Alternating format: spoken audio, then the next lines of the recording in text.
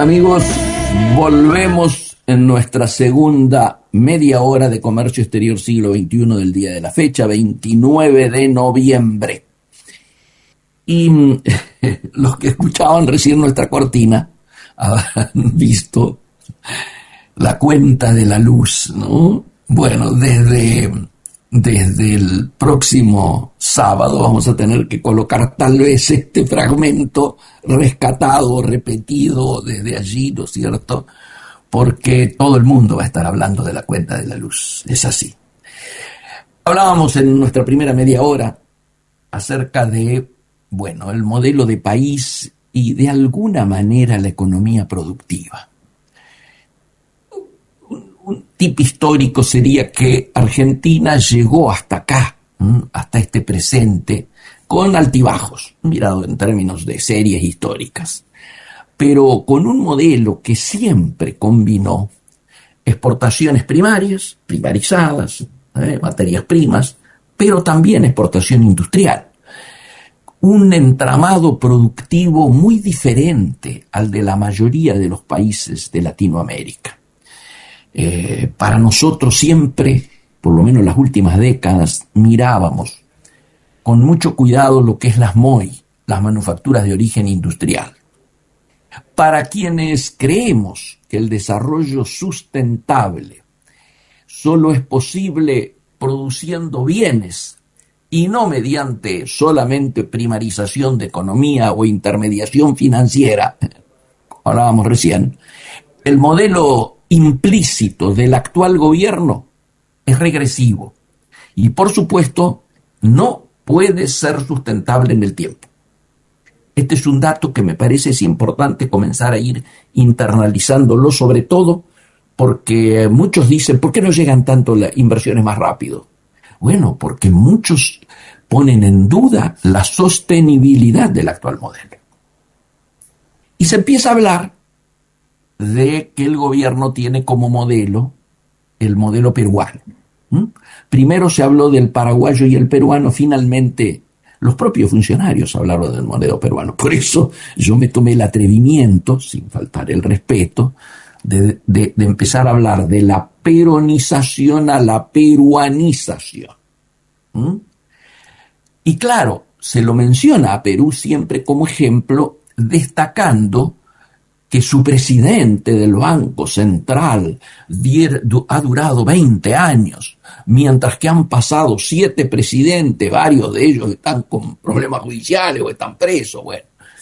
Y obviamente se sugiere que ese modelo político peruano no es deseable, desde ya todos pensamos esto, aunque se reconoce sí el éxito económico que tuvo particularmente Fujimori en aquel tema de Sendero Luminoso, bueno, y también en generar un boom económico a partir de ello basado en exportaciones primarias, esencialmente mineras, pero también mucho pescado. Y claro, ¿por qué tenemos esta mirada crítica a la primarización? Y bueno, porque el modelo peruano representa claramente un retroceso para Argentina.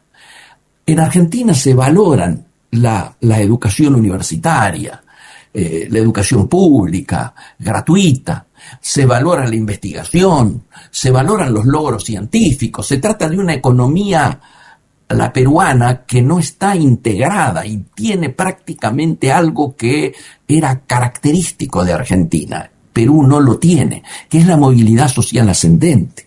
Yo siempre en los reportajes lo grafico en la obra, ¿no es cierto?, de teatro,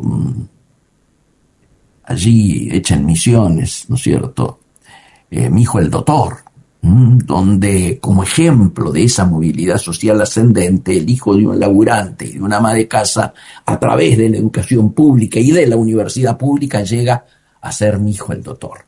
Ese ejemplo. Esto es lo que está desapareciendo en la Argentina a partir de la licuación de la clase media, ¿no es cierto? Entonces, si consideramos que Perú tiene un modelo de sociedad distinta, no replicable en la Argentina, donde a pesar de los retrocesos desde principios de siglo se mantuvo esa movilidad social ascendente, garantizada desde ya, repito, por la educación pública, incluida la universitaria, de carácter gratuito. Hay varios estudiosos de las diferencias de esta. Uno de ellos fue Frenkel, a quien voy a ver en un rato. Y claro, este tema tiene que ser tenido en claro porque la estructura productiva, el entramado productivo argentino, como lo decíamos recién en relación al conjunto de otros países de la región de Latinoamérica, es particularmente distinto al de Perú. Y sin embargo se plantean salidas de esta naturaleza. Un elemento que comienza a tener fuerza también es que el gobierno está apostando a un proceso de desconurbanización del país, especialmente del conurbano bonaerense. Obviamente de eso se trata, ¿no es cierto?, que es el más afectado por el desempleo, por la cierre de pymes, por todo el tema recesivo, por el tema de la desocupación creciente, que se ve amenazado también por el aumento del narcotráfico y de territorios que empiezan a ser controlados por las bandas. Y bueno, sin embargo, ¿y a qué se apuesta? Se apuesta a que actividades que están funcionando o que están funcionando al alza, como las de Neuquén, sean las que capten y traccionen esas migraciones internas. Bueno, la experiencia dice que las políticas migratorias en general, cuando fueron efectuadas en otras latitudes, no se revierten históricamente, suelen fracasar. El fenómeno de conurbanización de clase media que se dio en los Estados Unidos allá en los años 50, 60, ¿se acuerdan?, que muchos lo consideran exitoso. Bueno, es considerado inviable aquí en el contexto argentino actual. Incluso hoy está cuestionado por los propios Estados Unidos. Es increíble. Entonces, lo que en todo caso habría que poner tal vez el acento es mirar en la viabilidad del actual modelo. Y allí, obviamente, se sostiene que el modelo actual, como lo decía recién, es inviable a largo plazo y que deberá ser confrontado socialmente. O sea, yo creo que socialmente estas tendencias que estamos observando al día de la fecha no pueden aguantar mucho tiempo. Hay quienes empiezan a hablar de la paciencia social, obviamente haciendo valoraciones distintas a cuánto dura o puede llegar a durar esa paciencia social.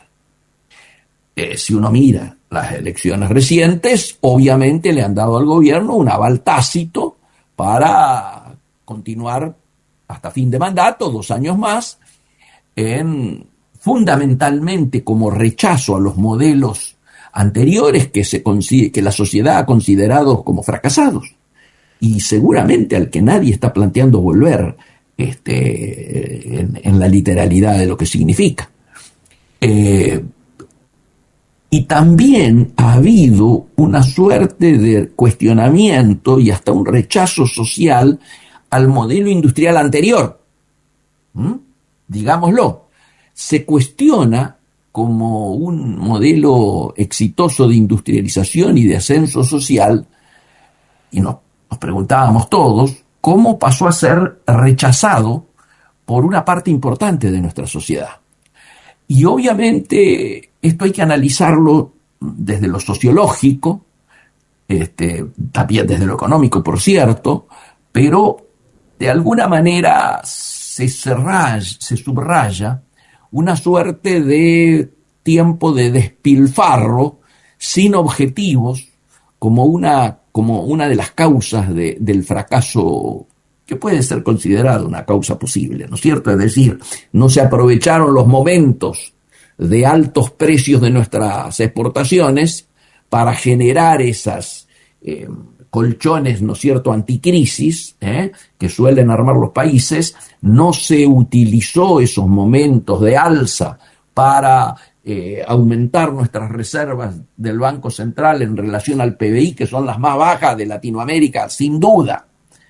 Ni siquiera las quiero comparar con Brasil, con Chile, con Uruguay, con Paraguay, con cualquier país que uno mire, y hablemos de México, la relación PBI-reservas es como en Argentina, de la gravedad de Argentina. Pero también hubo algunos sectores que son mirados como que se acostumbraron a cazar en el zoológico, esa es la frase que utilizan. No hubo un análisis, una política de desarrollo industrial que tuviera en claro el avance de las aplicaciones de la ciencia y la tecnología, de la ciencia, la tecnología y de innovación productiva. No hubo políticas de financiamiento y de jerarquización de las pequeñas y medianas empresas. No hay un BNDES como un banco de Brasil, un Banco Nacional de Desarrollo como el de Brasil. Las cosas que hubo aquí fueron incipientes y no muy bien utilizadas, como el BANADE en su momento.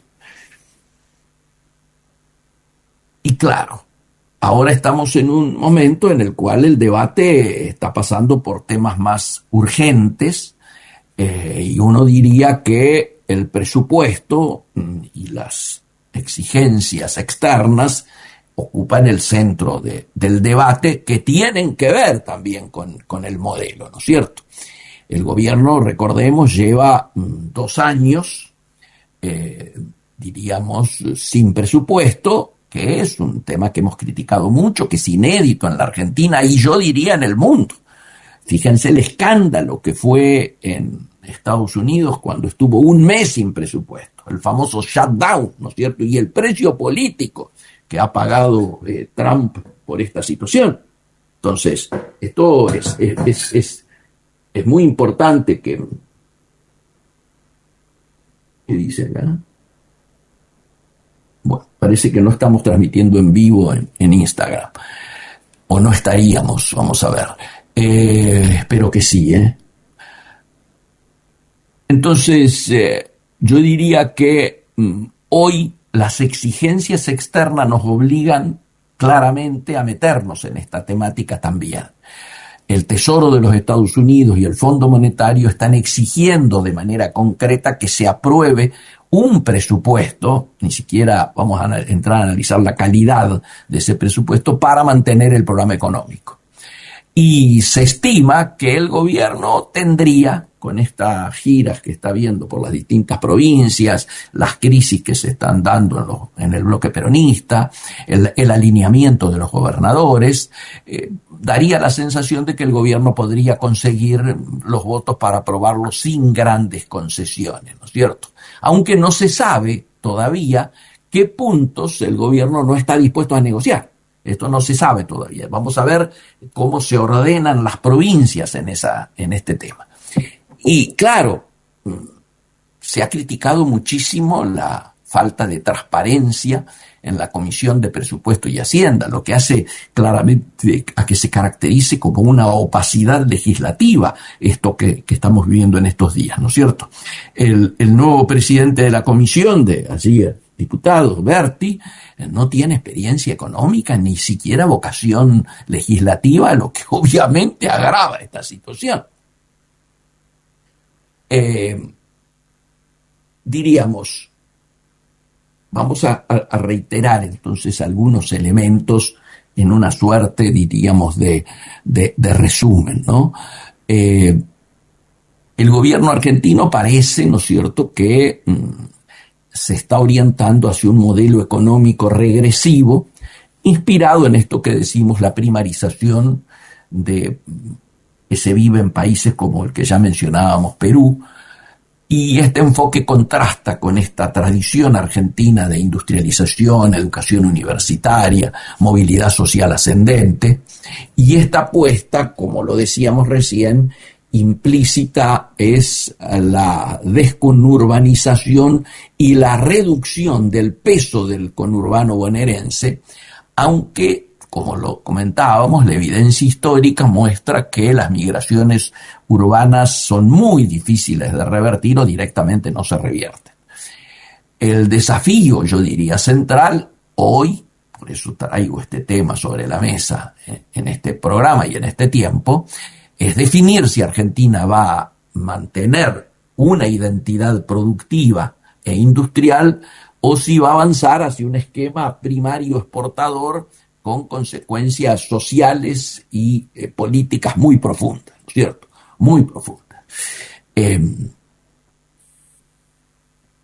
Estamos viviendo un proceso de desindustrialización creciente, apertura irrestricta de la economía, manifestada también en el cierre de las pymes, desempleo en todo el país, yo leía recién provincia por provincia, pero especialmente este desempleo se manifiesta de manera brutal en el conurbano bonaerense.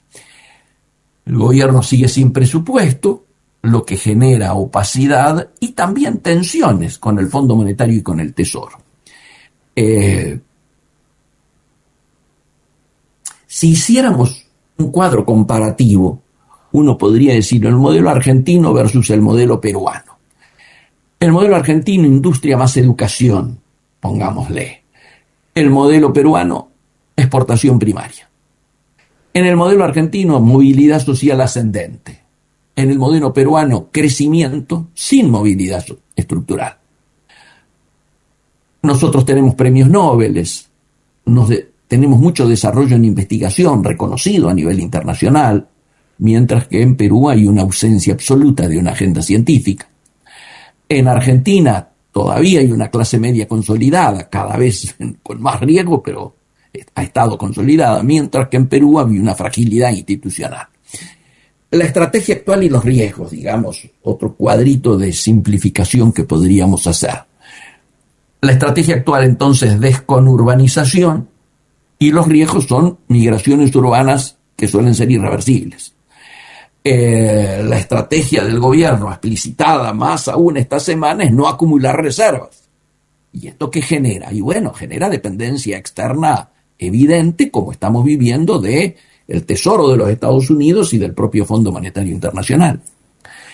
Y es el hecho de que tengamos un gobierno sin presupuesto se manifiesta en la opacidad y en la falta de control legislativo, y por eso esto es utilizado políticamente por el gobierno, ¿cierto? ¿De qué manera? Se sienta con los gobernadores y a lo mejor aparece una chiquera allí. Yo no quiero generalizar el modelo Cuadra.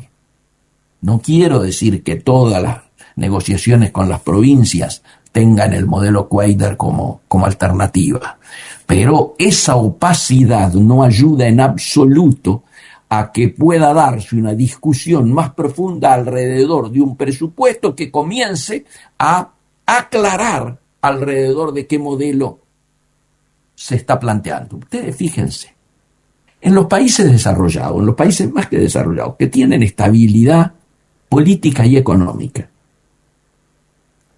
no solo se manejan estilo Perú, también hay otra manera, pero sí hay algo central que no tenemos aquí, que son políticas de Estado. Se acuerdan entre los que van a ser oficialistas y los que van a ser opositores en una suerte de alternancia democrática posible, las grandes líneas. Y después el debate, justamente de las diferencias, se da en el debate presupuestario, donde allí algunos van a pedir mayores partidas para gasto social, para educación, para desarrollo de tecnología, y otros van a plantear seguramente una mirada más empresarial, más mercantilista, más bajar impuestos. Y estos son los debates. Pero siempre dentro de un marco, que es el de una direccionalidad a partir de la coincidencia de un modelo de país. Por eso estamos discutiendo el modelo, porque creemos que en esta situación inédita de transición, lo del presupuesto es una buena oportunidad para empezar a sacarse las caretas y decir explícitamente, yo quiero que Argentina vaya para allá, o yo quiero que Argentina vaya para aquel lado, y ¿por qué no tratamos de sentarnos y lograr una síntesis? Argentina va para allá. Fíjense ustedes, Itamaraty, la Cancillería brasilera, esté quien esté Lula o Bolsonaro, esté Fernando Enrique Cardoso o esté, qué sé yo, Collor de Mello, esté Dilma o esté cualquiera sea el presidente, la direccionalidad de la política exterior brasileña es siempre la misma, con matices, pero siempre la misma. Nosotros pasamos del día a la noche, del blanco al negro, de los cuca a los irresponsables anarcolibertarios, o dejémoslo así. Entonces, así no se puede construir. ¿Por qué? Porque las políticas necesitan tiempos, necesitan plazos para ser desarrollados. Y en la medida en que no reaccionemos y miremos sobre la necesidad de no caer en tentaciones como esta que se está pretendiendo llevar a cabo, sobre todo teniendo en cuenta el marco internacional. Yo vengo hablando mucho acerca de ese mundo unipolar, por llamarlo de alguna manera, con una potencia hegemónica, como eran los Estados Unidos, a un mundo que algunos le denominan multipolar, otros lo precisan más y dudan si es bipolar o tripolar, donde el bipolar sería Estados Unidos y China, lo que venimos hablando, o el tripolar, por términos de poder, sería Estados Unidos, China y Rusia. Y esto aparece en un tiempo en el cual los imperios tratan de clarificar y negociar y ejercer el poder en lo que ellos denominan sus zonas de influencia, o creen tener derechos sobre sus áreas de influencia. Y esto se ejemplifica, como lo vengo diciendo en la mayoría de los reportajes, en los tres conflictos más importantes que está habiendo ahora, después de que pasara el de Gaza, que es Ucrania, que es Taiwán, ojo, el polvorín en Taiwán, y que es Venezuela, digamos Latinoamérica, pero Venezuela como ejemplo. Porque claro, allí lo que quiere Trump es que China se retire en términos de su influencia en América Latina, y Rusia también. Rusia lo que quiere es garantizarse su seguridad y por lo tanto hasta estaría dispuesto a aceptar el ingreso de Ucrania en la Unión Europea, pero no en la OTAN. El tema de la OTAN es clave. Y Japón, que salió con una declaración extemporánea, uno diría, o por qué en este momento, en todo caso, a decir que estaba dispuesto a defender a Taiwán, bueno, ha originado que primero Xi Jinping contestara de manera contundente, hay una sola China, y segunda, que lo llamara a Trump y le pusiera en peligro los acuerdos comerciales a los que llegaron en su última charla y antes de la visita que va a tener Trump a China, lo pusiera en duda si no intervenía Trump para disuadir a Japón que reculara en sus dichos. Y Trump la llama a la primera ministra de Japón y la hace recular. Bueno, este es el mapa que se está configurando. En este reseteo mundial, nosotros tenemos que ser muy, yo diría, responsables, tener en este marco, diríamos, geopolítico, las definiciones que vamos a tomar, porque el modelo tiene que ver con nuestra mejor inserción, con nuestra inserción más inteligente a ese nuevo mundo que todavía no se ha conformado, donde solo vemos que caen o fracasan o dejan de existir en términos prácticos las instituciones que expresaban ese viejo orden, ese unilateralismo. ¿Dónde están las Naciones Unidas? ¿Dónde está la Organización Mundial de Comercio? Fíjense. Podemos seguir la Organización Mundial de la Salud, que pasa, bueno, todas las áreas que expresaron el orden del pasado. Nada de eso existe más. Lo nuevo, como diría Gramsci, está tardando en nacer. Lo viejo está alargando su muerte. Pero por lo tanto, no es un momento para alineamientos automáticos. No es un momento para tomar definiciones que después no se vean articuladas armónicamente con el mundo que viene. Y como estamos en un proceso de transición, donde si uno quisiera simplificarlo, se asemeja a la decisión que tenían que tomar los países allá previo a entre la Primera y Segunda Guerra Mundial, donde había una potencia en decadencia que era Inglaterra y había otra potencia emergente que era los Estados Unidos, lo que se expresó obviamente en la guerra. Bueno, en ese momento los alineamientos internacionales también generaban las mismas dudas que se están viendo hoy en relación a una potencia que claramente está en declive, como es los Estados Unidos, donde hasta su moneda, el dólar, está perdiendo la hegemonía que tenía como reserva de valor global, y otra potencia emergente, algunos dicen sola, otros dicen acompañada, que es China, que ya está superando, por de pronto hoy están en un plano de paridad, como quedó expresado en aquella fotografía del encuentro Xi Jinping con Trump, el último, ahí en Corea, ¿no es cierto? Y claramente está en estos momentos protagonizando en un pie de igualdad este reseteo del nuevo orden económico internacional, que algunos hasta le ponen números, ¿no es cierto? 2034, otros 2040, bueno.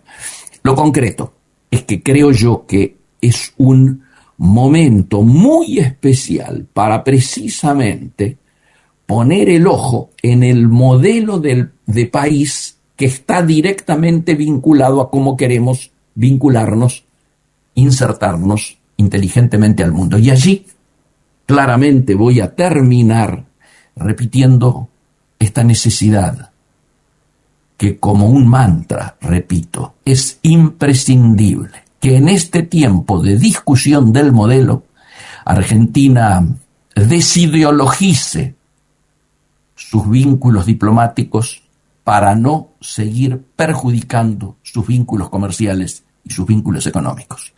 Son exactamente las 10, está por sonar el clásico timbre, ¿no es cierto?, que nos anuncia que hemos llegado a las 10 y por lo tanto Comercio Exterior Siglo XXI los despide hasta el próximo sábado, donde ojalá hayamos recuperado toda nuestra conectividad y podamos hacer nuestro programa en el formato que lo tenemos dispuesto, que es una primera media hora de editorial y una segunda media hora con algún protagonista destacado de la semana.